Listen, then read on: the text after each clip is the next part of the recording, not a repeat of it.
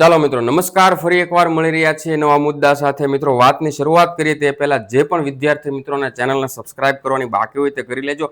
હાલ મિત્રો Telegram channel join નહીં કરી શકો મિત્રો, એટલા માટે આપણે વોટ્સઅપ જે છે મિત્રો એના પર એક ચેનલ બનાવી છે. એના પર પણ મિત્રો ઇન્સ્ટાગ્રામના બાયોમાં આઈ થિંક લિંક મૂકેલી છે, ત્યાંથી જોઈન કરી લેજો. અને મિત્રો ઇન્સ્ટન્ટ નોટિફિકેશન માટે ઇન્સ્ટાગ્રામ પેજને પણ ફોલો કરી શકો છો. તો મિત્રો, ગઈકાલે ગુજરાત પંચાયત સેવા પસંદગી મંડળ બોર્ડ દ્વારા મિત્રો લેબોરેટરી ટેકનિશિયન પીએચ ભરતીનું બરોબર અને એની એક્ઝામ જે છે મિત્રો લેવાઈ ચૂકી છે. અને મિત્રો હજારો સ્ટુડન્ટના મારા પર મેસેજ, સર આ પેપર જે છે એનું સોલ્યુશન કરાવો, પેપર કેવું છે, હાર્ડ છે, ઇઝી છે. તો તમારા બધા પ્રશ્નોનું સોલ્યુશન આ વિડીયોમાં લઈને આવ્યા છીએ મિત્રો. સાથે સાથે આપણે પેપર સોલ્યુશન પણ મિત્રો લઈને આવ્યા છીએ. મિત્રો થોડું ઘણું ડિસ્કસ કરી લઈએ ભાઈ. આજે તમારે મિત્રો ખરેખર તમે ના પાડો ઘા પાડો, તમારે આ વિડીયોને ટાઈમ આપવો પડશે. કારણ કે આગળની એક્ઝામ માટે ઘણા બધી ધારાધોરણો તમે આ પેપર જોઈને બાંધી લીધા છે બરોબર. તો એ બધી વસ્તુ મિત્રો આપણે સોલ્વ કરીએ. તો સૌથી પહેલા તો સાહેબ 150 માર્ક્સનું પેપર હતું, આ 200 માર્ક્સનું પેપર નહોતું બરોબર. એટલે આની અંદર જે છે મિત્રો ટેકનિકલ જે છે એ 75 માર્ક્સનું હતું. ઘણા બધા વિદ્યાર્થી મિત્રો પાસે પેપર આવી ગયું બરોબર. અને પૂર્વ ધારણાઓ બાંધી લીધી, પેપર તો કેટલું અઘરું છે, આમ છે તેમ છે બરોબર. તો હવે જો મને પર્સનલી જો તમે પૂછો કે સાહેબ પેપર કેવું છે, તો હું તમને કહીશ કે પેપર ઈઝી હતું ભાઈ.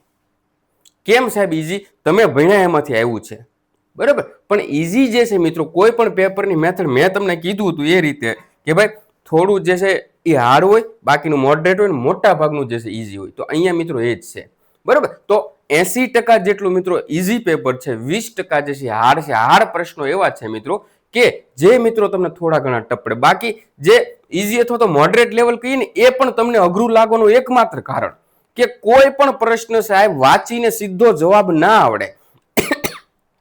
તમે વાંચ્યું છે, રિવિઝન કર્યું છે, લેક્ચર જોયા છે બરોબર, અને છતાં મિત્રો પેપર દેવા જાવ છો તો ડાયરેક્ટ તમને પ્રશ્નનો જવાબ જે છે મિત્રો નહીં આવડે. થોડું વાંચવું પડશે, થોડું સમજવું પડશે. અહીંયા મિત્રો તમારા કોન્સેપ્ટ જે છે મિત્રો વચ્ચે આવશે તમને મદદ કરવા માટે. જો તમે કોન્સેપ્ટ ક્લિયર કર્યા હશે ને તો કોઈ પણ પ્રશ્ન ઈઝીમાં ઈઝી પ્રશ્ન ને પણ એને એમ છે કે કુંડાળું ફેરવીને એક રાઉન્ડ ફેરવીને તમને પૂછવો છે એટલે તમે કન્ફ્યુઝ થાય. બાકી પેપર ઈઝી છે ભાઈ. કિડનીનું ફંક્શનલ યુનિટ પૂછો છે, એનાથી ઈઝી કોણ પ્રશ્ન પૂછે? નીચેનામાંથી કયું અંગ જે છે બ્લડને ફિલ્ટર કરે છે? હવે સાહેબ એના ઓપ્શન ન જોતો કે ભાઈ કિડની જ હોય. હવે આટલા ઈઝી પ્રશ્નો હોય સાહેબ બરોબર. તો હું એમ નથી માનતો કે આ પેપર અઘરું હતું. પેપર ખરેખર ઈઝી હતું બરોબર. બટ મિત્રો અહીંયા તમારો ટાઈમ માગે છે, દરેક પ્રશ્ન તમારી પાસે ટાઈમ માગે છે. ઇસ્યુ એ હતો બરોબર કે વારા ઘડી દરેક પ્રશ્ન પર થોડું ને થોડું વિચારવું પડે છે, એ જ ઇસ્યુ હતો. તો મિત્રો જો હવે હું અહીંયા પેપર તમને એ રીતે સોલ્વ કરાવી શકતો તો સીધા જે છે આન્સર કીની અંદર જવાબ જે છે ટીક કરીને આપી દો અને તમને પીડીએફ પણ આપી દો, અથવા તો અહીંયા એ રીતે સોલ્વ કરી દો. બટ મિત્રો એનો કોઈ ફાયદો નહીં. મારે તમને વિથ એક્સપ્લેનેશન કે આ પ્રશ્નનો જવાબ આ શા માટે આવ્યો એ તમને દેખાડવું છે. કારણ કે આ એક આપણી આગળ જે આવનારી એક્ઝામ જે છે એનું જે પેપર છે એ પેપરનો અરીસો આપણે કંઈક ને કંઈક અહીંયા જોઈ શકીએ છીએ. આપણે એટલીસ્ટ આ લેવલ તો ધારીને ચાલવું જ પડશે બરોબર. તમારું રીડિંગ, તમારું રિવિઝન, તમારી મોક ટેસ્ટ, બધી જ વસ્તુ જે છે અહીંયા એપ્લાય થશે બરોબર. Yes sir. અને મિત્રો સીધી વસ્તુ છે, તમે ભણ્યા જો બધાથી પહેલી તો વસ્તુ કે જે લોકોએ ક્લાસની અંદર 300 લેક્ચર ભર્યા છે એમને ખરેખર આ પેપર ઈઝી લાગ્યું છે. ઓબ્વિયસલી થોડું ઘણું વિચારવું પડે દરેક પ્રશ્ન પર, પણ જેમણે ભર્યા છે લેક્ચર એ લોકોને ઈઝી લાગ્યું છે બરોબર. તો મિત્રો તમે પણ મિત્રો જો આગળની એક્ઝામની તૈયારી કરતા હોય તો મિત્રો ખાસ એકવાર નજર કરી લેજો. એપ્લિકેશનની અંદર મિત્રો આપણો સંપૂર્ણ કોર્સ તૈયાર છે. પંચાયત આગળ 2027માં 87 જગ્યાઓની છે. ગૌણ સેવા GSSB જે છે મિત્રો એની 200+ વેકેન્સી, SMCની 40, AMCની વગેરે જેવી અલગ અલગ મિત્રો લેબટેકની તૈયારી માટે ગુજરાતનું બેસ્ટ પ્લેટફોર્મ તરીકે મિત્રો વિશાલ ખોડીફાડ એપ્લિકેશન છે મિત્રો. ત્યાં તમને લેક્ચર 300 350 લેક્ચર મળી જાય, theory note, MCQ bank, mock test, one liner, IMP table બધું મળી જાય. જો મારી પાસે સમય હોત ને તો મિત્રો એક ક્વેશ્ચન એની અંદર આપણે લેક્ચરની અંદર ક્યાં સોલ્વ કર્યો અત્યારે ટ્રેન્ડિંગમાં છે એ દરેક વસ્તુ હું તમને પહોંચતી કરી દે. બટ અત્યારે મિત્રો સમયનો અભાવ છે એટલે આપણે એના પર નહીં જઈએ બરોબર. ચાલો મિત્રો હવે આપણે સીધા પેપર પર આવીએ. સાહેબ ગઈકાલે જે પેપર લેવાયું એમાં પ્રશ્નો કેવા હતા, શું હતું, કેમ હતું બરોબર. ઓકે સરજી, થોડું સ્પીડમાં ચાલશું કે નિરાતે ચાલશું? જો ભાઈ બધાથી પહેલા તો મિત્રો 75 પ્રશ્ન જે છે મિત્રો આ એક લેક્ચરમાં પૂરા નહીં થાય એટલે આપણે જે છે મિત્રો અહીંયા અડધા લઈશું, બાકીનું નેક્સ્ટ લેક્ચરમાં લઈશું. Okay yes sir. સાહેબ પહેલો પ્રશ્ન એવો છે કે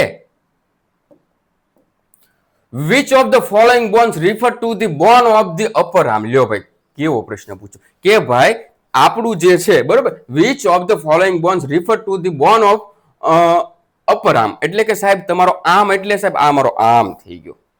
આમ જે છે એની અંદર અપર આર્મ કીધું એટલે સાહેબ મારો આ થયો. હવે એની અંદર કયું હાડકું હોય આટલું જ પૂછવું છે ભાઈ. તો સાહેબ ખબર જ છે અહીંયા હ્યુમરસ હોય. ભાઈ હું રાગડા બરાડા પાડીને થાય ગયો તો ભાઈ આ હ્યુમરસ છે, રેડિયસ, અલ્નાસ, ક્લેવિકલ, સ્કેપ્યુલા, બરોબર. તો સાહેબ એ કયું છે? હ્યુમરસ છે. ઈઝીમાં ઈઝી પ્રશ્ન છે સાહેબ, કાંઈ આમાં તો કાંઈ વિચારવાનું નથી. લ્યો બરોબર. થોડોક મિત્રો મારો ટેમ્પર હાઈ થઈ ગયો છે. ઘણા બધા સ્ટુડન્ટ જે છે એનો મેસેજ આવ્યો કે સાહેબ પેપર કેવું લાગ્યું? હાર્ડ લાગ્યું. બરોબર ભાઈ, હાર્ડ નથી, તમારું રીડિંગ કાચું હશે. બરોબર, અને રીડિંગ પણ સારું છે, રિવિઝન પણ સારું છે, તો પેપર જે છે તમે એને વધારે પડતું ઈઝી જે છે એ ધારીને ગયા હતા. બરોબર, પેપર ઈઝી જ છે, બટ દરેક પ્રશ્ન જે છે તમારો સમય માગશે, તમને વિચારવા માટે મજબૂર કરશે. બરોબર, ચાલો સાહેબ પહેલો પ્રશ્ન તો અમને આવડી ગયો છે. ઓકે, બીજો પ્રશ્ન શું છે? તો કે which stain is commonly use to demonstrate fungal hyphae microscopy. જો ભાઈ આ આપણે ફંજાઈ ભણ્યા, માઇક્રોબાયોલોજીના જે લેક્ચર મૂક્યા છે એમાં લાસ્ટ આપણે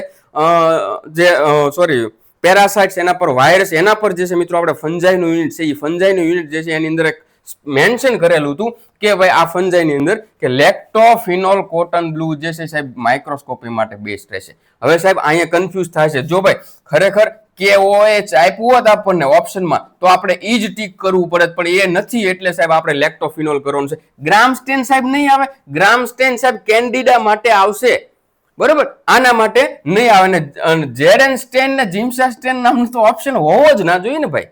બરોબર, થોડું મિત્રો જો આ વિચારવા ઉપર મજબૂર કર્યું છે કે આપણે કેવું હોય છે યાદ રાખીને ગયા હોય. બરોબર, બટ નહીં ભાઈ, અહીંયા ઓપ્શન નથી. અહીંયા લેક્ટોફિનોલ કોટન બ્લુ છે, એટલે આપણો રાઈટ આન્સર શું આવશે? તો કે લેક્ટોફિનોલ કોટન બ્લુ.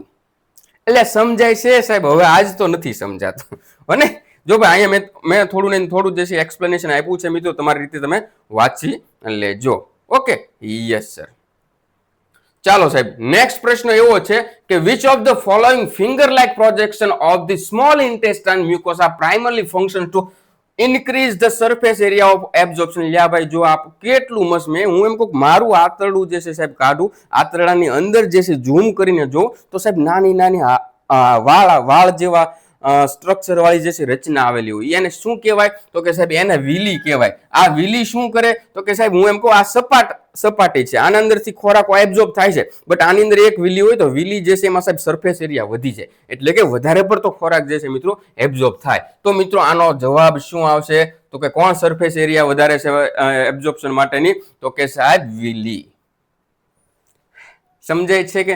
જો ભાઈ આ ઓબ્વિયસલી ઘણા 50% લોકોને આ બધું થોડુંક ટફ લાગતું છે, બટ જેને લેક્ચર ભર્યા છે ને નથી ટફ લાગવાનું, એને આ બેઝિક પ્રશ્ન લાગવાનો છે ભાઈ, બેઝિક લાગવાનો છે મિત્રો. Okay, yes sir.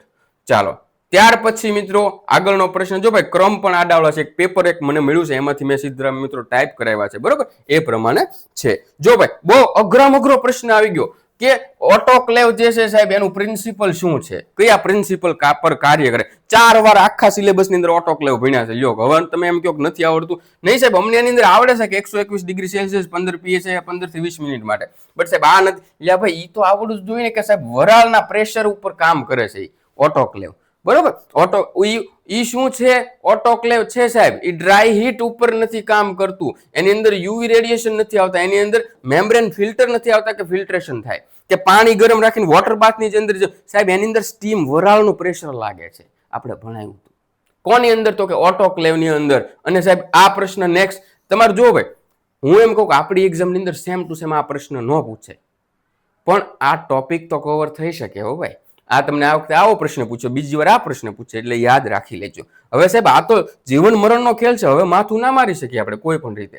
Okay, yes sir. ચા પાણી પીને આજે તો ફરજિયાત બેઠજો. બરોબર, ઘૂંટડા લેજો ચા. Yes sir. ચાલો 9મો પ્રશ્ન, which anatomical term describe a position closer to the midline of the body? જો સાહેબ એનેટોમીનું ફર્સ્ટ ચેપ્ટર, બરોબર, એની અંદર જ આ વસ્તુ આપણે સમજ્યા હતા. બધી વસ્તુ પ્રોક્સિમલ ને ડિસ્ટલ ને પોસ્ટિરિયર ને એન્ટિરિયર ને બધી ટર્મિનોલોજી ભણ્યા છે સાહેબ? હા સાહેબ. એની અંદર તમે ફરીથી એકવાર જઈને જોઈ આવો, બહુ મસ્ત રીતે લખેલું છે મીડિયલ. મીડિયલ જે છે એ શું છે? મધ્યની તરફ. અને એની ગુજરાતીમાં પણ લખેલું છે, ટેબલની અંદર લખેલું છે, ઇંગ્લિશમાં પણ લખેલું છે. બરાબર. શરીરની મધ્ય તરફ આવતી હોય મિત્રો, મિડલાઇન તરફ આવતું હોય એ બધું મિત્રો મીડિયલ. બરાબર. શું છે તો કે position closer to the midline of the body. બોડીની મિડલાઇન જે છે એના નજીક આવતું હોય મિત્રો, એ આપણે એને મીડિયલ કહીશું. સમજાય છે મિત્રો કે નહીં? Yes sir. ડિસ્ટલ દૂરનું નથી, લેટરલ નથી, પ્રોક્સિમલ નથી. અહીંયા શું આવશે? મીડિયલ આવશે. Closer to the midline. સમજાય છે? Yes sir, we can understand. ચાલો. Which of the following feature primarily distinguish prokaryotic cell from eukaryotic cell? સાહેબ આ આપણે તો કે આપણે પેથો શરૂઆતમાં ભણ્યા, એની અંદર બેક્ટેરિયોલોજી ભણ્યા. ત્યાં સાહેબ આપણે પ્રોકેરિયોટિક સેલ અને યુકેરિયોટિક સેલ જે છે આ બંનેનો તફાવત જે છે સાહેબ આપણે સમજ્યા હતા. તો અહીંયા શું કીધું છે? પ્રોકેરિયોટિક સેલ જે છે યુકેરિયોટિક સેલ થી કઈ રીતે અલગ પડે છે? તો એ તો સાહેબ હું બરાડા પાડીને થાકી ગયો હતો કે એબ્સેન્સ ઓફ મેમ્બ્રેન બાઉન્ડ ન્યુક્લિયસ. તો કે શું કીધું? પ્રોકેરિયોટિક સેલ જે છે સાહેબ, બરોબર, એની અંદર શું હોય તો કે એની અંદર જે છે મેમ્બ્રેન બાઉન્ડ ન્યુક્લિયસ જે છે હોતા નથી. ટૂંકમાં વાત કરું તો પ્રોકેરિયોટિક સેલની અંદર જે છે સાહેબ છૂટું છવાયું બધું હોય છે, એનું કોઈ ધણી નથી હોતો. પણ યુકેરિયોટિક સેલની અંદર તો કે સાહેબ મસ્ત એવું કોષ કેન્દ્ર ન્યુક્લિયસ હોય છે, એની ફરતે પણ કોષ કેન્દ્ર પટલ આવેલું છે, એની અંદર બધું જીનેટિક મટીરિયલ મસ્ત સારી એવી વ્યવસ્થામાં ગોઠવેલું છે. એમાં યુકેરિયોટિક સેલમાં. પણ પ્રોકેરિયોટિક સેલમાં શું છે તો કે there genetic material lies freely in cytoplasm within the nucleoid region. એટલે કે સાહેબ એ બધું ફ્રી હોય, છૂટું છવાયું. આ પ્રોકેરિયોટિક સેલ છે સાહેબ, આ એની અંદર જીનેટિક મટીરિયલ જે છે આવી રીતે આખા સાયટોપ્લાઝમની અંદર છૂટું છવાયું. અને યુકેરિયોટિક સેલ છે તો સાહેબ એક પ્રોપર ન્યુક્લિયસ હશે, એની અંદર જીનેટિક મટીરિયલ જે છે સચવાયેલું હશે. કોષ કેન્દ્ર પણ છે, કોષ કેન્દ્ર પટલ પણ છે. ઓકે, યસ સર, સમજાઈ ગયું. ચાલો 11મો પ્રશ્ન લઈએ. Which of the following type of anaemia is caused by vitamin B12 deficiency? સાહેબ અમારા સિલેબસની અંદર એનેમિયા નથી સાહેબ, અમારે ના કરવું જોઈએ ને? આવા પ્રશ્નો ઘણા બધા સ્ટુડન્ટે મને કોલ કરીને પૂછ્યા હતા. કારણ કે આપણા કોર્સની અંદર સાહેબ આ એનેમિયા છે નહીં, છતાં આપણે પૂછ્યું છે. છતાં આપણે જે છે એના લેક્ચર લીધા છે ને બહુ ડિટેલમાં લેક્ચર લીધા છે. બરોબર. તો હવે આ મિત્રોને અત્યારે ખબર પડશે કે સારું થયું સાહેબ અમે એનેમિયા કરી લીધું. બરોબર. કારણ કે એનેમિયાના 2 પ્રશ્ન છે, એક નથી પાછા, 2 માર્ક તમારા. બધા એમ કે સાહેબ આઉટ ઓફ સિલેબસ. નહીં ભાઈ, જો તમને આરબીસી તમને તમારા સિલેબસમાં આપ્યું છે તો તમારે એનેમિયા કરવું જ પડે. બરોબર. Yes sir. તો સાહેબ પ્રશ્ન એવો છે, which of the following type of anaemia is caused by vitamin B12 deficiency? તો ટૂંક ઓન ટચ પ્રશ્ન છે. વિટામિન B12 ની ઉણપથી જે છે મિત્રો થાય છે, બરોબર, એ એનેમિયાની વાત છે. જો સૌથી પહેલા તો વિટામિન B12 ડેફિશિયન્સી જે છે થાય, જો B12 ની ઉણપ થાય તો શું થાય તો કે સાહેબ મેગાલોબ્લાસ્ટિક એનેમિયા થાય. આ તો સાહેબ અમને ખબર છે. જો હું તમને કહું છું ને, થોડું વિચારીને સાહેબ આપણે જવાબ આપવો પડે. તો કે હા સાહેબ, જો અહીંયા આ રીતે છે, B12 ની ડેફિશિયન્સી થી મેગાલોબ્લાસ્ટિક એનેમિયા થાય છે, બરોબર. અને when the deficiency result from lack of instinct factor, એટલે કે આના પ્રતાપે મેગાલોબ્લાસ્ટિક એનેમિયા B12 ની ડેફિશિયન્સીના પ્રતાપે સાહેબ અહીંયા ઇન્સ્ટ્રિંગ ફેક્ટર જે છે એ ઘટે છે, અને એને જે છે મિત્રો પર્સિનિયસ એનેમિયા કહેવામાં આવે છે સાહેબ. તો પર્સિનિયસ એનેમિયા સાહેબ આપણે લેક્ચરની અંદર બહુ એટલે બહુ સારી રીતે એક ટોપિક અલગથી બનાવીને જોયો તો મારા ખ્યાલથી. સમજાય છે? યસ સર, સમજાય છે. બરોબર. જો ભાઈ આ બધા પ્રશ્નો મારા કરતા તમને વધારે આવડવા જોઈએ. કેમ સાહેબ? જો મેં જ્યારે એનેમિયા ભણાવ્યું, આજથી હું એમ કહું 8 મહિના નહીં 9 મહિના પહેલા ભણાવ્યું છે એનેમિયા, બરોબર. 9 મહિના પહેલા એનેમિયા ભણાવ્યું, પછી મેં બીજી વાર હાથમાં ન લીધું. બટ અમે તો કે તમે તો સાહેબ જો એનેમિયા ભણ્યું છે, લેક્ચર જોયા છે, બરોબર, ત્યારે એની જે છે નોટ્સ બનાવી છે, પછી સાહેબ એનું 1, 2, 3 ને 4 વાર ઓછામાં ઓછું રિવિઝન કર્યું છે, પછી એના MCQ ની પ્રેક્ટિસ કરી છે, પછી સાહેબ એની મોક ટેસ્ટ આપી છે, પછી સાહેબ એની 1 લાઇનર આપી છે. ને હવે સાહેબ તમારો આ પ્રશ્ન ખોટો પડે તો ભાઈ એમ તો નહીં ચાલે, એમ તો નહીં ચાલે યાર. સમજાય છે ભાઈ? બહુ ઈઝી છે ભાઈ, બરોબર. ચાલો નેક્સ્ટ પ્રશ્ન. Which of the following disinfectant act by denaturing protein? જો ભાઈ આ પણ આપણે કીધું હતું કે ફિનોલ જે છે ને સાહેબ એ એવો ડિસઇન્ફેક્ટન્ટ છે કે એ જે છે પ્રોટીન જે છે ને તોડી પાડે છે. શું કરી નાખે છે? ડિનેચરિંગ પ્રોટીન્સ. સમજાય છે? ફિનોલ એવો ડિઝઇન્ફેક્ટન્ટ આપણે સાહેબ સ્ટરીલાઇઝેશન ટેકનિક્સ ની અંદર ભણ્યા હતા. સમજાય છે? યાદ છે? યસ સર, યાદ તો આ તો યાદ છે. ફિનોલ ડિઝઇન્ફેક્ટન્ટ બાય ડીનેચરિંગ પ્રોટીન ને શું કરી દે છે? ડીનેચર કરી નાખશે. એ સિવાય તો કે ડિસરપ્ટિંગ ઓફ સેલ મેમ્બ્રેન જે છે સાહેબ, બરોબર, એને પણ સાહેબ તોડી પાડે છે. બરોબર, leading the death of micro organism. સાહેબ માઇક્રો ઓર્ગેનિઝમ ને પતાઈ દે છે. કોણ? ફિનોલ. શું છે? ડિઝઇન્ફેક્ટન્ટ. કયા યુનિટમાં આવે છે? સ્ટરીલાઇઝેશન ટેકનિક્સ ની અંદર આવે છે. સમજાય છે સાહેબ? 2-3 સબ્જેક્ટમાં આવે છે. હા, બરોબર, યસ સર. ચાલો સાહેબ, નેક્સ્ટ પ્રશ્ન જોઈ. Which of the following directly increase cardiac output? મેં તમને કીધું ને કે 80% પેપર જે છે સાહેબ ઈઝી અથવા તો મોડરેટ હશે. બરોબર, 80% જે છે ઈઝી અથવા મોડરેટ હશે, અને બાકીનું 20% જે છે થોડું હાર્ડ હશે. અને આની ઉપર તમારે બહુ સારી રીતે વિચારીને જવાબ આપવો પડે. એ પ્રશ્ન આ છે. કોઈ પરિપૂર્ણ નથી હોતું ભાઈ. મેં આ પેપર જ્યારે મારી પાસે આવ્યું એટલે મેં જોયું, મને 4 પ્રશ્નો એવા લાગ્યા કે દરેક સ્ટુડન્ટને ખોટા પડી શકે છે. બરોબર, ખોટા પડવાનું કારણ શું છે? ને હમણાં તમને એક પેપર માટે 5 કલાક આપીને તો સાહેબ પીએચડી કરતા આપણે સોલ્વ કરીએ, એક પ્રશ્ન ખોટો ન. તમારી પાસે સમયની પાબંદી છે મિત્રો. બરોબર, એક પ્રશ્ન જે છે સાહેબ ગણતરીની સેકન્ડ અથવા તો 1 મિનિટની અંદર તમારે પૂરો કરવાનો રહેશે. ત્યારે આટલી સ્પીડ, આટલા પ્રેશર સાથે તમારે આવો વિચારીને જવાબ આપવો થોડું ડિફિકલ્ટ રહે. આટલા માટે મારા વાલા વિદ્યાર્થી મિત્રોને પેપર થોડું હાર્ડ લાગે છે. બરોબર, તો સાહેબ એકદમ શાંતિથી કામ ડાઉન કરો. તમે, હું એમ કહું કે આ જો 150 માર્ક્સનું પેપર હતું, બરોબર, 150 માર્ક્સનું પેપર હતું ને સાહેબ, જો તમે ઉતાવળે તમે 40 ખોટા કરીને વી આવો તો એ ભેગું ના થાય. એની કરતા તમે, હું એમ કહું કે 30 ઓછા અટેમ્પ કરો ને તોય ચાલશે. બરોબર, એટલે મિત્રો નિરાતે ચાલવાનું. હવે પ્રશ્ન એવો છે સાહેબ બહુ આડી વાતોમાં બોલ જતા રહે. બરોબર, પ્રશ્ન એવો છે, which of the following directly increase cardiac output? સાહેબ હવે આ કાર્ડિયાક આઉટપુટ સાહેબ જો ભાઈ હું તમને કહું, જે લોકો આપણા લેક્ચર યુટ્યુબમાં જોઈએ છે, યુટ્યુબમાં આપણે માત્ર 20 MCQ સોલ્વ કર્યા એટલે એને કદાચ આઈડિયાનો. લેક્ચરની અંદર મિત્રો આપણે ડિટેલમાં સર્ક્યુલેટરી સિસ્ટમ જે છે, ફિઝિયોની, એનેટોમી બંનેમાં સમજાય. ત્યાં આપણે સમજાયું કાર્ડિયાક આઉટપુટ એટલે થાય શું સાહેબ? મારું હૃદય જે છે, મેરા દિલ જો હે, જો મેરા નાજુક દિલ હે, उसकी बात करे તો 1 મિનિટમાં જેટલું બ્લડ જે છે પંપ કરે છે, પંપ કરે એટલે સાહેબ મારું બ્લડ જે છે પંપ થાય ને આખા બોડીમાં પહોંચે છે એરોટા મારફતે, મહાધમની મારફતે. 1 મિનિટની અંદર જેટલું બ્લડ પંપ થાય છે સાહેબ મારા હાર્ટ દ્વારા, એને સાહેબ જે છે કાર્ડિયાક આઉટપુટ કહેવામાં આવે છે. શું કહેવામાં આવે છે? CO, cardiac output. તો સાહેબ અહીંયા પ્રશ્ન એવો પૂછ્યો છે કે આ ક્યારે વધે? આ CO2 નથી હોય, કાર્ડિયાક આઉટપુટ ક્યારે વધે? એના માટે 4 આપણને અલગ અલગ ઓપ્શન આપ્યા છે. Increase afterload, venous return, peripheral resistance કે હાર્ટ રેટ. જો આમાં સીધો હું પ્રશ્ન જવાબ ઉપર આવી જાઉં. હું એમ કહું કે આપણું બ્લડ પંપ થાય એના માટે ધબકે છે, લબડબ થાય. બરોબર, એની અંદર આખી મિકેનિઝમ છે, એસેનોડ, એવિનોલ, ટ્રાયકાસ્પિડ વાલ છે, મિત્રલ વાલ છે. બરોબર, એ બધું ખબર છે. 1 મિનિટમાં બ્લડ પંપે થઈ જાય છે. પણ જો સાહેબ મારા ધમની દ્વારા આખા બોડીને બ્લડ પહોંચે છે, ત્યાંથી મિત્રો રિટર્ન જે છે પાછું મારા જમણા કર્ણકની અંદર આવે છે બ્લડ. બરોબર, જમણા કર્ણકમાં આવે ફરીથી બ્લડ પંપ થાય છે અને ફરીથી, એટલે મિત્રો આ બ્લડ પમ્પિંગની પ્રોસેસ ચાલુ. પણ હું એમ કહું છું મિત્રો કે વેનસ રિટર્ન જો હોય, બરોબર, એટલે કે શિરાઓ મારફત જમણા કર્ણકની અંદર જે બ્લડ આવે છે, જો ઈ વધી જાય એનો મતલબ કે ખરેખર હવે બ્લડનો ફ્લો વધ્યો છે. બ્લડનો ફ્લો વધ્યો છે એટલે હૃદયને ખબર પડી કે મારે ઝડપથી કામ કરવું, ઝડપથી કામ કરવું પડશે. તો પમ્પિંગ જે છે સાહેબ, બ્લડનું પમ્પિંગ જે છે એ કેવું થઈ જાય છે સાહેબ?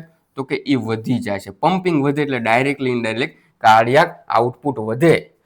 ઇન્ક્રીઝડ વેનસ રિટર્ન, બરોબર, મારું હૃદય જે છે સાહેબ, બરોબર, અહીંયાથી બંને વેઇનમાંથી જે છે આવે છે. બરોબર, આ જમણા કર્ણકની બ્લડ આ જો સાહેબ વધી જાય છે, બરોબર, તો ધ એન્ડ ડાયસ્ટોલિક વોલ્યુમ એટલે કે પ્રીલોડ. જો ભાઈ આફ્ટર લોડ અને પ્રીલોડ જે છે બંનેમાં ફેર છે. બરોબર ને? Yes sir. તો એન્ડ ડાયસ્ટોલિક વોલ્યુમ જે છે, બરોબર, એ રિઝલ્ટિંગ અ સ્ટ્રોંગર વેન્ટ્રિક્યુલર કોન્ટ્રેક્શન, એટલે કે સાહેબ અહીંયા જો બ્લડ વધી જાય, બરોબર, તો ખરેખર અહીંયા સંકોચન જે છે એમાં મિત્રો વધારો થશે, ભીં પડવા મળશે, એટલે એ ઝડપથી નીચે આવશે, ઝડપથી ફેફસામાં જશે, ઝડપથી ડાબા કર્ણકમાં આવશે અને ઝડપથી જે છે નીચે આવશે અને ઝડપથી આખા બોડીમાં ફેલાય છે. ટૂંકમાં ઝડપથી બધું શું તો કે પમ્પિંગ ઝડપથી કરવું પડે. પમ્પિંગ ઝડપથી કરવું પડે તો કાર્ડિયાક આઉટપુટ જે છે મિત્રો, બરોબર, ઈ કેવું થાય તો કે thereby increasing cardiac output. સાહેબ શું ગોળાવાળો છો, કઈ સમજાણું નહીં ભાઈ. હવે નો જે સમજાય એ સમજી લ્યો. હવે ભાઈ આપણે હવે સંઘ દ્વારકા પોગાડે પાર છે ભાઈ. Okay, yes sir. 20મો પ્રશ્ન સાહેબ એવો છે.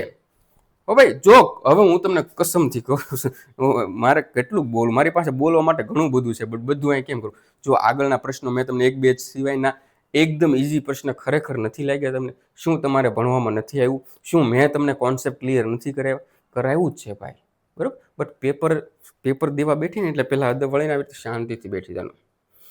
ઊંડા 10 શ્વાસ લેવાના, 10 સેકન્ડ ભલે બગડે, અને પછી શાંતિથી પેપર જોવાનું. ચાલો ભાઈ નથી આવડતું કોઈ વાંધો નહીં, ચાલ ભાઈ તું સાઈડમાં જો. બીજો પ્રશ્ન આવી જાય, હા સાહેબ આવું કંઈક વાંચ્યું જ છે, હજી એકવાર વાંચ. એટલે હા એમ થવું છે.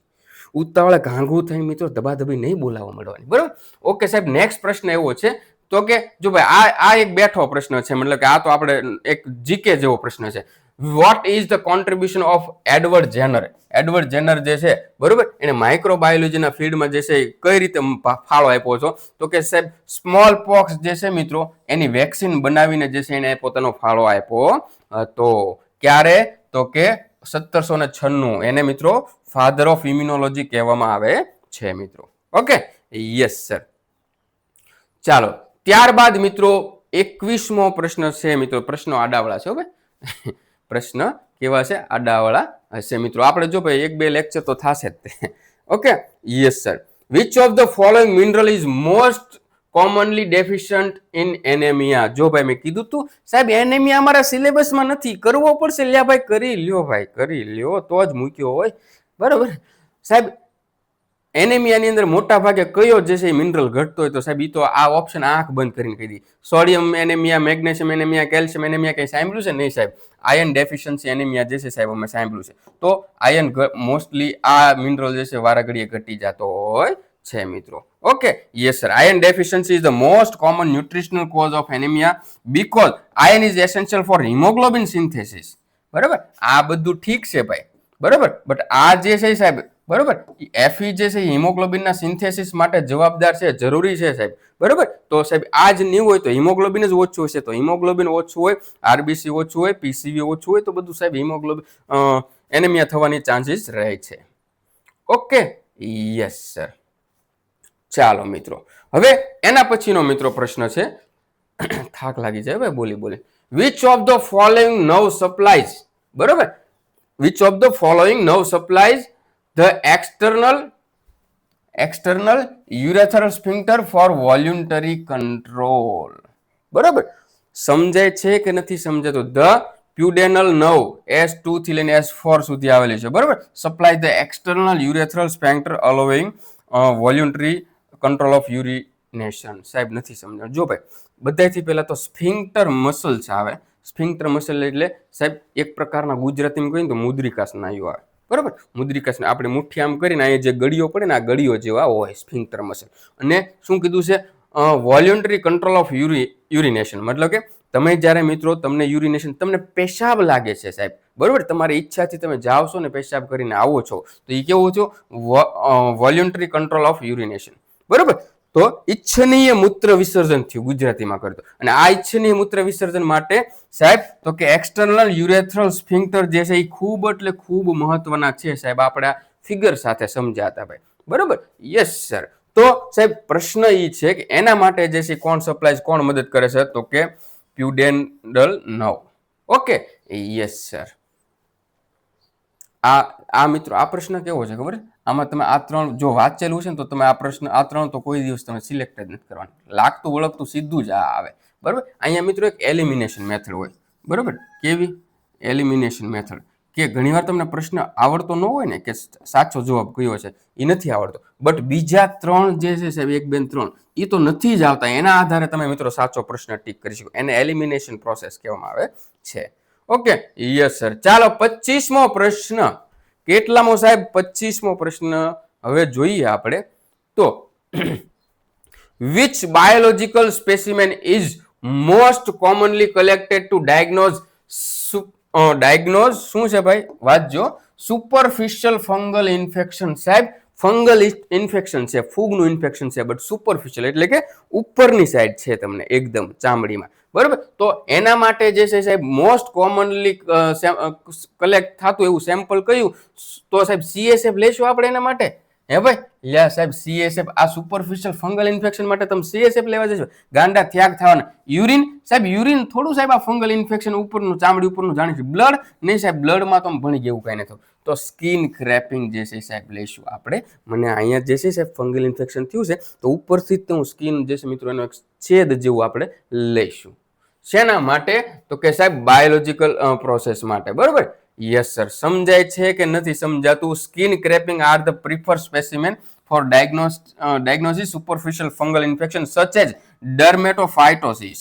ડર્મેટોફાઇટોસિસ એટલે કે સાહેબ રિંગવોર્મના ઇન્ફેક્શન માટે આપણે આવું જોતા હોઈએ છીએ.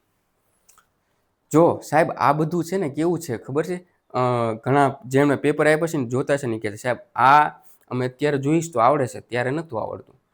એ જ પ્રશ્ન છે. ખાલી વાંચવું, રિવિઝન કરવું, રીડિંગ કરવું એટલું જ મહત્વનું નથી. પેપર કઈ રીતે અટેમ્પ કરો છે. ઘણા ધુરંધરો પડ્યા છે, એનું જોરદાર રીડિંગ હોય, 5 જણાને વચ્ચે બેઠા હોય તો એક પ્રશ્ન કોઈ દિવસ ખોટો ન પડવા દેતા હોય, બરોબર. પણ પેપરમાં ગોથું ખાઈ જાય છે, બરાબર. તો એના માટેની એક ટ્રીક જે છે મિત્રો એ તમારે ડેવલપ કરવી પડે કે પેપર મિત્રો શાંત મગજે આપવું જોઈએ, બરોબર. Yes sir. ચાલો મિત્રો, ત્યારબાદ મિત્રો 27મો પ્રશ્ન છે, which of the following components are present in plasma but absent in serum. લ્યો ભાઈ, જો આવું કીધું કે સાહેબ પ્લાઝમાની અંદર હોય અને સિરમની અંદર ના હોય. એવું કયું, તો કે સિરમની અંદર સાહેબ કાંઈ નથી હોતું. પ્લાઝમાની અંદર શું હોય, તો કે ક્લોટિંગ એક્ટર હોય, સોરી ફેક્ટર હોય છે, બરાબર. સમજાય છે કે નથી?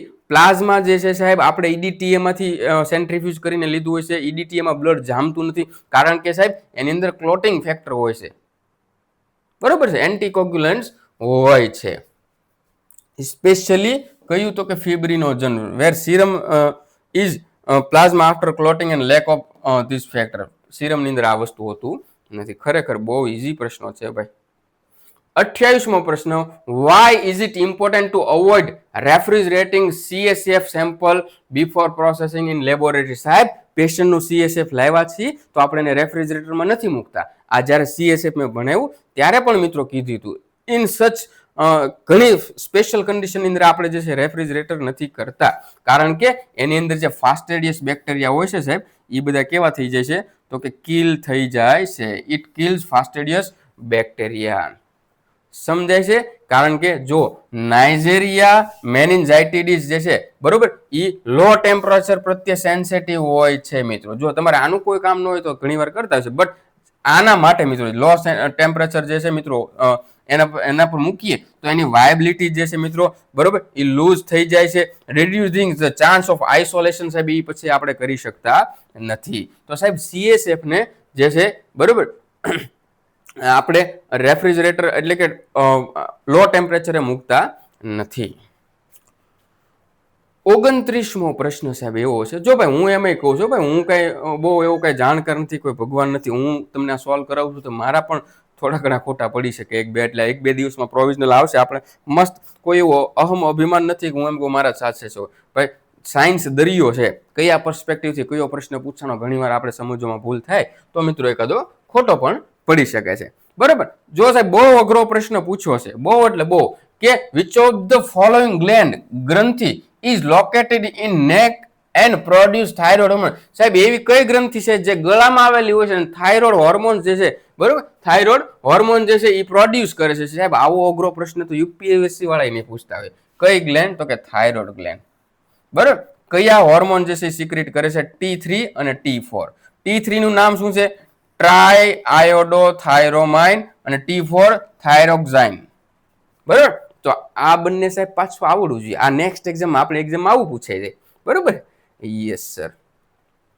જો સાહેબ 30મો પ્રશ્ન એવો છે કે what is the SI unit for blood glucose concentration. સાહેબ આંખ બંધ કરીને mg/dl મૂકી દે બધા, પણ ખરેખર ના આવે.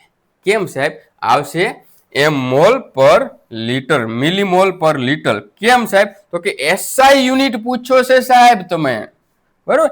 SI યુનિટ પૂછો છે તો સાહેબ આ મૂકવાનું છે. mg/dl જે છે commonly use in clinical practice but it is not SI unit. આ સાહેબ આને હું કહીશ અઘરો પ્રશ્ન. વાંચ્યું છે સાહેબ, મિલીમોલ પર લીટર પણ આવ્યું છે, mg પર dl મિલીગ્રામ પર ડેસીલીટર પણ આવ્યું છે સાહેબ. પણ સાહેબ હવે અમને એવો ટ્વિસ્ટ કરીને પૂછો ને, અમને તો એમ થયું કે આ જોઈને કે સાહેબ આ તો અમારા હાથમાં જ છે, ગાય ઘા ટીક કરી દેવાનો છે, બરોબર, એટલે ખોટો પડી જાય. આમ જ પછી ઉતાળમાં જ આપણે ગવર્મેન્ટ જોબથી બહુ દૂર વ્યા જઈએ, 1 વર્ષ 2 વર્ષ પાછળ વ્યા જઈએ, બરોબર. Yes sir. ચાલો મિત્રો, ત્યારબાદ મિત્રો નેક્સ્ટ પ્રશ્ન આપણે જોઈએ, બરોબર. ત્યારબાદ નેક્સ્ટ પ્રશ્ન જોઈએ આપણે, which of the following is the maximum time within which a bacterial suspension adjusts to MC Furlan standard should be used. હવે જુઓ સાહેબ, આ પ્રશ્ન તો કે આ મેં તમને કીધું ને કે અઘરાવાળી લિસ્ટમાં છે, આ ઈ છે સાહેબ. એન્ટીબાયોટિક સેન્સિટિવિટી ટેસ્ટ કરવાનું હોય ને, એન્ટીબાયોટિક સેન્સિટિવિટી ટેસ્ટ એટલે આપણે જે સેમ્પલ લઈએ ને, ઈ સેમ્પલ જે છે એને પહેલા આ 0.5 MC ફર્લેન્ડ ના સ્ટાન્ડર્ડ મુજબ આપણે સેટ કરવું પડે. તો સાહેબ આ છે શું? તો કે સાહેબ આ જે છે એ આપણે આ જે બેક્ટેરિયા જે છે, જે સ્પેસિમેન જે છે, જે સેમ્પલ છે એની ઘનતા માપવાનું છે. કે તમે જેટલા સેમ્પલ લીધા બધાની અંદર સરખા તો છે ને, બેક્ટેરિયાની સંખ્યા જે છે સાહેબ, બરોબર, એવરેજ જે છે મિત્રો એ સરખી તો છે ને, એ માટે એક સ્ટાન્ડર્ડ હોય છે ને, એ છે MC ફર્લેન્ડ સ્ટાન્ડર્ડ. કેટલું હોવું જોઈએ? 0.5 હોવું જોઈએ.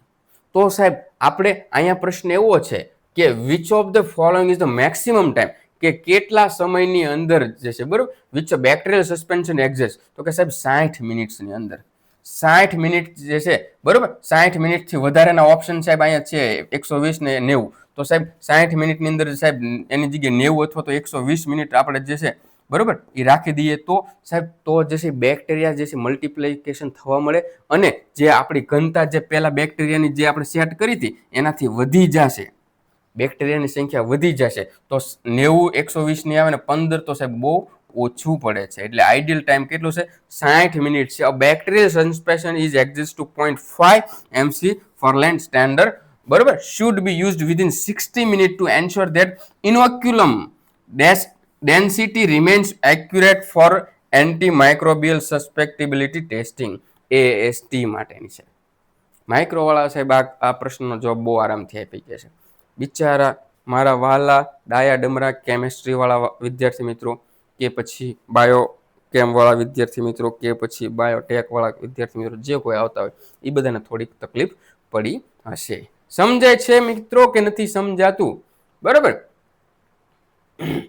ચાલો, ત્યાર પછીનો પ્રશ્ન કંઈક આવો છે કે which of the following type of urine specimen is most appropriate for urine pregnancy test. સાહેબ યુરિન પ્રેગ્નન્સી ટેસ્ટ કરવાનો છે, એટલે જે બેન જે છે યુરિનનું સેમ્પલ આપણને આવશે, જો એ પોઝિટિવ હશે, જો એનામાં પ્રેગ્નન્સી હશે, તો એનામાં આ હોર્મોન્સ જે છે સાહેબ હશે. કયો? તો કે હ્યુમન કોરિયોનિક ગોનાડોટ્રોપિન હશે, બરોબર. આ જે છે HCG હોર્મોન જે છે મિત્રો, એને આપણે જે સ્ટ્રીપમાં મૂકીશું એ સ્ટ્રીપ જે છે એ ડિટેક્ટ કરી લેશે. બટ સાહેબ વસ્તુ કેવી છે કે તમે સવારે વહેલા જે છે આપણે સવારે વહેલા જે છે આપણે મોર્નિંગ સેમ્પલ લઈએ સાહેબ આપણે, બરોબર, તો એની અંદર જે સાહેબ આ HCG નું પ્રમાણ વધારે હશે, એટલે ત્યારે મિત્રો ડિટેક્ટ થવાના ચાન્સીસ છે. જો ભાઈ આ તો થોડુંક હશે તો UPT પોઝિટિવ જ આવશે. એટલે જો આપણે એવું બની શકે કે બપોરે અથવા તો સાંજે લઈએ ત્યારે આ HCG જે છે થોડું ઓછું આવ્યું હોય, જે આપણી જે સ્ટ્રીપ જે છે એના અંદર ડિટેક્ટ ના થાય, તો કેવું કરવાનું સાહેબ? મોર્નિંગ સેમ્પલ લઈએ આપણે. મોર્નિંગ સેમ્પલ જે છે સાહેબ આખી રાતનું સ્ટોર થયેલું જે સેમ્પલ હોય, બરોબર, તો એમાં જે છે ફર્સ્ટ મોર્નિંગ વોઇડ સેમ્પલ હશે મિત્રો, બરોબર, અને એની અંદર સાહેબ આપણે આ સ્ટ્રીપમાં મૂકશું તો એની અંદર HCG છે મિત્રો એવું બની શકે વધારે હોય ને ઝડપથી આપણે ડિટેક્ટ થાય. તો અહીંયા પ્રશ્ન એવો જ છે કે most appropriate for urine pregnancy testing માટે યુરિનનું સ્પેસિમેન કેવું છે? તો કે સાહેબ ફર્સ્ટ મોર્નિંગ વોઇડ સેમ્પલ. સાહેબ UPT કરવા માટે 24 કલાકનું ન જોવે, બરોબર છે, ન જોવે. સુપ્રા પ્યુબિક એસ્પિરેશન સ્પેસિમેન ન જોઈએ. રેન્ડમ યુરિન જે છે સાહેબ ચાલે, આ ચાલે, પણ અહીંયા આપણને મોસ્ટ એપ્રોપ્રિએટ કીધું છે, એટલે કે સૌથી વધારે આદર્શ જોવા જઈએ તો ફર્સ્ટ મોર્નિંગ વોઇડ સેમ્પલ જે છે સાહેબ આપણે લઈશું. સમજાય છે મિત્રો કે નથી સમજાતું? હે ભાઈ? ઓકે સાહેબ, જો આ પણ થોડો ડિફિકલ્ટ પ્રશ્ન છે. સમજાય છે મારા વાલા વિદ્યાર્થી મિત્રો? ગળું પકડાઈ ગયું. ચાલો મિત્રો, નેક્સ્ટ પ્રશ્ન આપણો શું છે એ જોઈએ. How many sequential urine specimen are collected for culture in the diagnosis of prostatitis by gold standard Mears Mears STEMI test. જો ભાઈ આ શું કામ, તો કે આ આપણે નથી ભણ્યા એટલા માટે, બરોબર, આ આપણે નથી ભણ્યા એટલા માટે સાહેબ. આની અંદર જે છે સાહેબ આપણા મૂત્ર નળી જે છે યુરેથ્રા છે, બરોબર, બ્લેડર છે, મૂત્રાશય છે અને મૂત્ર માર્ગ, આ બધાની અંદર છે સાહેબ કોઈ પણ પ્રકારનું ઇન્ફેક્શન તો નથી લાગ્યું ને, એના માટે જે છે સાહેબ આપણે આ ટેસ્ટ કરતા હોઈએ છીએ. કયો, તો કે મિયર્સ સ્ટેમી ટેસ્ટ, બરોબર. તો અહીંયા કેવો પ્રશ્ન પૂછ્યો છે, તો કે હાઉ મેની સિક્વન્ટલ યુરિન, તો કે સાહેબ એના માટે આપણે કુલ 4 સેમ્પલ લેવાના છે, બરોબર, કુલ 4 સેમ્પલ લેવાના છે, બરોબર. વોઇડેડ 1, 2, 3 અને 4, આપણે ટોટલ 4 સેમ્પલ લઈશું, એટલા માટે સાહેબ એનો જવાબ જે છે એ 4 છે. To localize the site of urinary tract infection, બરોબર, અલગ અલગ જગ્યાએથી સાહેબ જે યુરિન આવતું હોય એના માટે 4 સેમ્પલ લઈ તો આપણને પ્રોપરલી ક્યાં ક્યાં અથવા તો કઈ જગ્યાએ ઇન્ફેક્શન છે એ જાણવા મળે. મરીઝ સ્ટીમી ટેસ્ટ, મિત્રો યાદ રાખજો, આ નવો પ્રશ્ન આવ્યો, આ આપણે નથી ભણ્યા મિત્રો, બરોબર, ખાલી નામ મેન્શન કર્યું હતું. ઓકે, યસ, સમજાય છે મિત્રો કે નહીં? જો ભાઈ એના પછીનો પ્રશ્ન જુઓ કેવો, તો કે સાહેબ ઈઝી છે, આપણે આ ભણ્યા હતા ફિઝિયોની અંદર, બરોબર, ફિઝિયોની અંદર, કે which hormone is responsible for the ejection of milk during breast feeding, બરોબર. સ્ત્રીઓની અંદર મિત્રો વાત છે અને એની અંદર મિત્રો ઓક્સિટોસિન જે છે મિત્રો એ હોર્મોન જવાબદાર છે. શેના માટે, તો કે મિલ્ક ઇજેક્શન રિફ્લેક્સ માટે, બરોબર, યસ સર. અને સાહેબ એની જગ્યાએ આપણે મિલ્ક પ્રોડક્શનની વાત કરીએ તો સાહેબ એના માટે પ્રોલેક્ટિન આવશે, બરોબર. જો આમાં બંનેમાં જો આ એક પ્રકારે કન્ફ્યુઝ કરવા માટેના આ એક્ઝામિનર ખરેખર નિરાતે બેઠેલા છે હોય કે છોકરાઓને એટલા કન્ફ્યુઝ, પ્રશ્નો ઈજી જ પૂછવા છે, એમને જે વાંચ્યું એમાંથી જ પૂછવા છે, પણ ઘૂરી તો ખાવા જોઈએ ભાઈ, એટલા માટે આવું. જો આમાંથી ઘણા બધા પ્રોલેક્ટિન ટીક કરીને આવ્યા છે, બરોબર, ઇસ્ટ્રોજન પ્રોજેસ્ટેરોન નહીં કર્યા હોય, બરોબર, આ બંનેમાંથી જ કન્ફ્યુઝ છે. અને એમાં જે છે સાહેબ સાચો પ્રશ્નનો જવાબ આવશે ઓક્સિટોસિન, બરોબર. પ્રોલેક્ટિન મિલ્ક પ્રોડક્શન માટે જવાબદાર છે અને આ મિલ્કના ઇજેક્શન માટે જે છે સાહેબ શેના કોણ જવાબદાર છે, તો કે ઓક્સિટોસિન, બરોબર. અને એક છે ભાઈ, આ પ્રશ્ન ખોટો પડતો હશે તો કદાચ ને છોકરાઓનો પડતો હશે, બહેનોનો આ પ્રશ્ન ખોટો નહીં પડે, બરોબર, યસ સર. જો સાહેબ આ પ્રશ્ન કેવો અઘરો પૂછ્યો છે, દાંત આવી જાય, દાંત આવી જાય. Which of the following bacteria is Gram positive and form chain of cocci. હવે જો ખાલી એટલો પ્રશ્ન પૂછ્યો હોત ને કે which of the following bacteria is Gram positive, બરોબર, આટલો પ્રશ્ન પૂછ્યો હોત મિત્રો તો કદાચ કન્ફ્યુઝ થવાનું હતું, બટ એને આપણને હિન્ટ આપી દીધું એન્ડ ફોર્મ ચેઇન ઓફ કોકાઈ, એટલે કે સાહેબ શું કરે, તો કે ચેઇન બનાવે, 1, 2, 3, 4, 5. સાહેબ લેક્ચરની અંદર આ દરેક પ્રશ્નો આપણે ચેક કર્યા છે કે જે ચેઇનમાં હોય એને સ્ટ્રેપ્ટો કહેવામાં આવે છે. શું કહેવામાં આવે છે? સ્ટ્રેપ્ટો કહેવામાં આવે છે. અને જે જૂથમાં હોય સાહેબ, બરોબર, જે જૂથમાં હોય એને શું કહેવામાં આવે છે, તો કે સાહેબ એને સ્ટફાઇલો કહેવામાં આવે છે. તો અહીંયા તમને એવું કીધું છે કે ગ્રામ પોઝિટિવ પણ હોય અને ચેઇન પણ બનાવતા હોય. તો સાહેબ જો સ્ટ્રેપ્ટોકોકસ પાયોજન્સ, સ્ટ્રેપ્ટો એટલે સાહેબ ચેઇન થાય એટલે બસ પૂરું, બીજો પ્રશ્ન આન્સર જોવાનો જ ન રહે. સ્ટફાઇલો એટલે જૂથ થાય, આને તો જોઈને ના પાડી. અને મારી જેવા અભણ માણસોની વાત નથી, ઘણા હોશિયાર હશે એ તો જોઈને કહી દેશે સાહેબ ઇકોલાઈ ને નાઇજેરિયા ગોનેરિયા આ બંને જે છે એ કેવા છે સાહેબ, એ બંને ગ્રામ નેગેટિવ છે, એટલે એ તો ઓપ્શનમાં આવશે જ નહીં, બરોબર. સમજાય છે મારા વાલા વિદ્યાર્થી મિત્રો કે નહીં? I hope you can understand મારા વાલા વિદ્યાર્થી મિત્રો. સ્ટ્રેપ્ટોકોકસ પાયોજન, સ્ટ્રેપ્ટો એટલે કેવી થાય સાહેબ, ચેઇન થાય, બરોબર, ફોર્મ ચેઇન ઓફ કોકાઈ, બરોબર. પાયોજન ઇઝ ગ્રામ પોઝિટિવ કોકસ.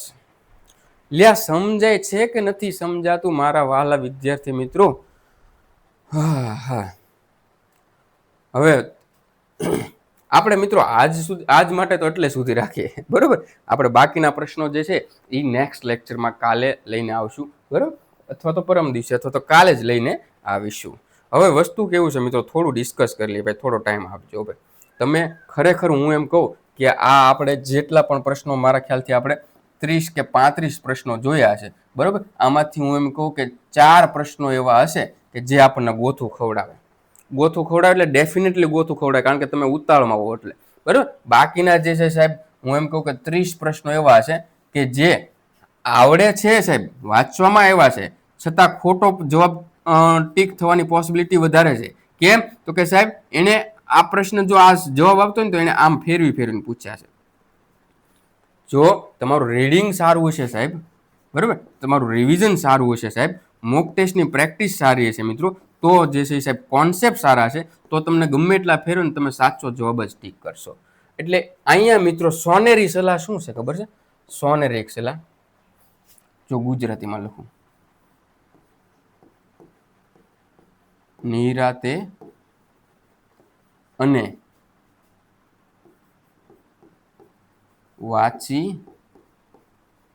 વાંચીને જવાબો લખવા. સાહેબ આવું કેમ? હું એમ કહું, જો તમે આનો આ જ પ્રશ્ન જે છે બરોબર, તો તમે વાંચો અને તમે ખાલી એટલું આના પર જ ફોકસ ન કર્યું હોય ને તો તમે આ પ્રશ્નનો જવાબ નહીં આપી શકો તાત્કાલિક, જો તમને આ બધા ફેક્ટર નથી આવડતા તો. પણ સાહેબ જો ખાલી આના પર ફોકસ કરી લીધું ને તો આ પહેલા ઓપ્શનમાંથી બીજા ઓપ્શન બાજુ તમે જાશો જ નહીં. એટલે એના માટે નિરાત જોઈએ અને વાંચવું જોઈએ. ઘણા બધા વિદ્યાર્થી મિત્રોને ઝડપથી પેપર પૂરું કરવાની હોળીમાં આવું બધું વાંચવાનું ભૂલી જાય. ગ્રામ પોઝિટિવ કે એમ નહીં ચાલે ભાઈ, પાસ થવું છે ભાઈ, બરાબર. હું એમ કહું છું કે ભાઈ જો ખરેખર આ ટાઈમ કન્ઝ્યુમિંગ પેપર છે એમ કહીને તો ના નહીં, તમારો સમય ખાશે. કોઈને એવી હવા હોય કે સાહેબ હું 40 મિનિટમાં આખું ટેકનિકલ પૂરું કરી નાખી, નહીં થાય ભાઈ જો આવું પેપર આવી ગયું તો, બરાબર. જો અઘરા પ્રશ્નો શરૂઆતમાં, આ જેનું પેપર છે ને એ ભાઈબંધ તો ખરેખર જો હરખું રીડિંગ નહીં હોય તો થાકી જવાનો હતો. કારણ કે શરૂઆતમાં થોડાક અઘરા પ્રશ્નો બોલે, પાછળ તો ભાઈ બહુ ઇઝી, હાવ એટલે હાવ છોકરાઓ રમત કરતા એવા પ્રશ્નો પાછળ છે બધા. એ આપણે નેક્સ્ટ યુનિટમાં જોઈશું. બરાબર મિત્રો, તમારા માટે હું મારા 100% આપું છું, તો કમેન્ટ કરજો મિત્રો, તમારા પ્રતિભાવો આપજો. બરાબર, તમારા પ્રતિભાવો આપજો. આજનું પેપર જે છે સોલ્વ કર્યું તમને કેવું લાગ્યું? તમારે આવું પેપર આવે તો તમે એના માટે તૈયાર છો સાહેબ? હાર્ડ સેક્શન કેટલું લાગ્યો, ઇઝી સેક્શન કેટલું લાગ્યો? કદાચ આવી રીતે ફેરવીને પૂછે તો એના માટે તમે તૈયાર છો? તમારા કોન્સેપ્ટ ક્લિયર છે? બરાબર, આ બધી વસ્તુ મેટર કરે છે, આ બધી વસ્તુ મેટર કરે છે મારા વાલા વિદ્યાર્થી મિત્રો. તો હવે આ પેપર પરથી ઘણી બધી વસ્તુ શીખવા મળી કે સાહેબ અમે માથું નહીં મારી, અમે તો હવે અત્યારથી એડવાન્સમાં તૈયારી રાખશું. આના માટે કાંઈ નવી વસ્તુ ન કરવાની હોય. આવું પેપર આવ્યું એટલે હું હજી 5-6 વાર દિવસ રાત 1 જ કલાક શું ને બધું રિવિઝન વધારી દો, નહીં ભાઈ. આ જે છે ને મિત્રો, આ રીડિંગ ને રિવિઝન તમે સારું એવું કરી લીધું છે તો ઇનફ છે. આના માટે ખાલી મેન્ટલી પ્રિપેર રહેવાની જરૂર છે. શું સાહેબ? તો કે મેન્ટલી પ્રિપેર રહેવાની જરૂર છે. સમજાય છે કે નહીં? મેન્ટલી પ્રિપેર રહેવાની જરૂર છે. હું તમને એક ઉદાહરણ આપું, ચાલો. જો બધાને એમ થાય કે સાહેબ થાક્યા છે, હા હું થાકી ગયો છે એટલે આગળના પ્રશ્નો આપણે નેક્સ્ટ લેક્ચરમાં રાખશું. પણ તમારી માટે વાત કરું, 2022ની ભરતી, બરાબર, લેબ ટેકની કેટલી સાહેબ? કે 317 જગ્યા. મારો એક મિત્ર બહુ એટલે બહુ સારું એવું રીડિંગ કરીને ગયો, રિવિઝન કરીને ગયો, કોન્સેપ્ટ બહુ સારા એવા ક્લિયર કરીને ગયો, બરાબર. એ આ ભરતીમાં ગયો એટલે આમાં જે છે સાહેબ એની તુલનાને બીજાની સાથે આપણે કરી તો સાહેબ બધા જ જે છે ને સાહેબ એમાં 150 માર્ક્સનું પેપર હતું, 75નું ટેકનિકલ ને 75નું નોન ટેકનિકલ, આની જેવું, બરાબર. તો બધા જે છે સાહેબ ટેકનિકલનું 75 કવર કર્યું ને બાકીના અહીંયા જે છે એ બીજા 25 કર્યા, એટલે 90થી લઈને 100 માર્ક્સનું જે છે 90થી લઈને 100 માર્ક્સનું પેપર જે છે માંડ અટેમ્પ કરી ગયા હતા. કેટલાનું હતું પેપર? 150નું હતું. આટલા જ અટેમ્પ કરી ગયા. અને પછી એક્ઝામ સેન્ટરમાં બહાર આવીને ઘણા વિદ્યાર્થી મિત્રો રોયા, કેમ સાહેબ પેપર અટેમ્પ ન થયું. હું તમને આ મિત્રની વાત કરું જેણે અઢળક રિવિઝન કર્યું, કોન્સેપ્ટ ક્લિયર કર્યા, રીડિંગ કર્યું, મોક ટેસ્ટ આપી. એને જે છે સાહેબ એ કુલ જેટલા સમયની અંદર આ 150 જે છે એની ઉપર 3 રાઉન્ડ મારી લીધા હતા વાંચતા. પહેલી વારમાં સાહેબ 100% શ્યોરિટી વાળા હોય ને એવા પ્રશ્ન નિરાતે ટીક કરવા માંડ્યો એટલે સીધો તે 118 સુધી પહોંચી ગયો કે આ મારા 100% સાચા હશે એવા, બરાબર. તો 118 સુધી પહોંચી ગયો એટલે એને એમ થયું કે સાહેબ આ વસ્તુ તો ખોટી થઈ ગઈ. કેમ? તો કે મને 118 આવડે તો આ પેપર તો ઇઝી છે, તો આ બધા કેટલા લાવશે? આ બધા વધારે લાવશે. એટલે પછી સાહેબ એને બીજો રાઉન્ડ માર્યો. બીજા રાઉન્ડમાં શું કર્યું? તો કે 50% શ્યોરિટી વાળા હોય, બરાબર, 50% હોય અથવા તો 40% શ્યોરિટી વાળા હોય, મારે બીજા કોઈ પણ સંજોગોમાં અટેમ્પ કરવા પડશે. એટલે એણે શું કર્યું? તો કે બીજા જે છે 15 અટેમ્પ કર્યા.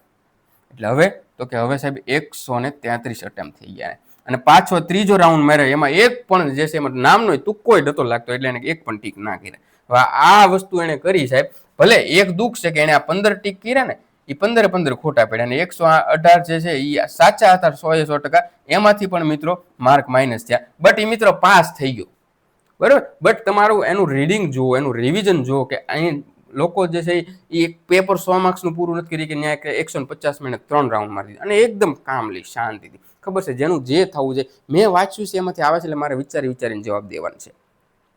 સમજાય છે? Yes sir. ઓકે સારું, ચાલો હાલો મિત્રો હવે વધારે નથી બોલું, મારું ગળું દુખવું કારણ કે કાલે પાછું લેક્ચર લીધા જેવું આપણે રાખવું જોઈશે. કમેન્ટ્સમાં મિત્રો લખજો બરોબર, તમારા રિવ્યૂ આપજો. આજના લેક્ચર માટે મેં બળ કર્યું છે તો થોડું ઘણું એપ્રિસિએશન તો મળવું જ જોઈએ. ચાલો મિત્રો વધારે કંઈ ના કહેતા આજ માટે આટલું. જય હિન્દ, જય ભારત.